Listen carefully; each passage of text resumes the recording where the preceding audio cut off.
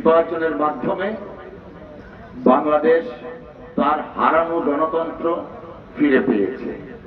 এই হারানো গণতন্ত্রকে যদি আমরা ধরে রাখতে চাই, যে গণতান্ত্রিক বিধি ব্যবস্থা এবং সরকার কায়েম হয়েছে, সেই গণতান্ত্রিক প্রক্রিয়াকে যদি আমরা অব্যাহত রাখতে চাই, তাহলে প্রত্যেকটা রাজনৈতিক দলের সাথে সমন্বয়, ভ্রাতৃত্ববোধ তথা রাজনৈতিক সংস্কৃতি নতুন ভাবে গড়ে তুলতে হবে। গতকাল পূর্বধলায় একটা দুঃখজনক ঘটনা ঘটেছে, সেই জন্য আমরা অত্যন্ত মর্মাহত।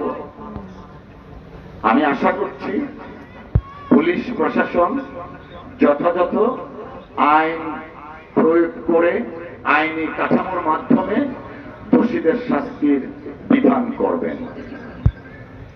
আমরা প্রত্যেকেই একটা জিনিস মনে রাখতে চাই, স্বাধীনতা উত্তর বাংলাদেশে বাংলাদেশকে বিনির্মাণ করার জন্য, বাংলাদেশের গণতন্ত্রকে প্রতিষ্ঠিত করার জন্য অনেকগুলো সুযোগ আমরা পেয়েছি। দুইটা সুযোগ বিশেষভাবে পরিধানযোগ্য। ৭৫-এর পট পরিবর্তনের পর সুযোগ পেয়েছিলাম, পরবর্তীতে ৯০-এর আন্দোলনের মাধ্যমে আমরা সুযোগ পেয়েছিলাম। দুঃখজনক হলেও সত্য, বাংলাদেশ সেই সুযোগের সদ্ব্যবহার করতে পারেনি বা করা হয়নি।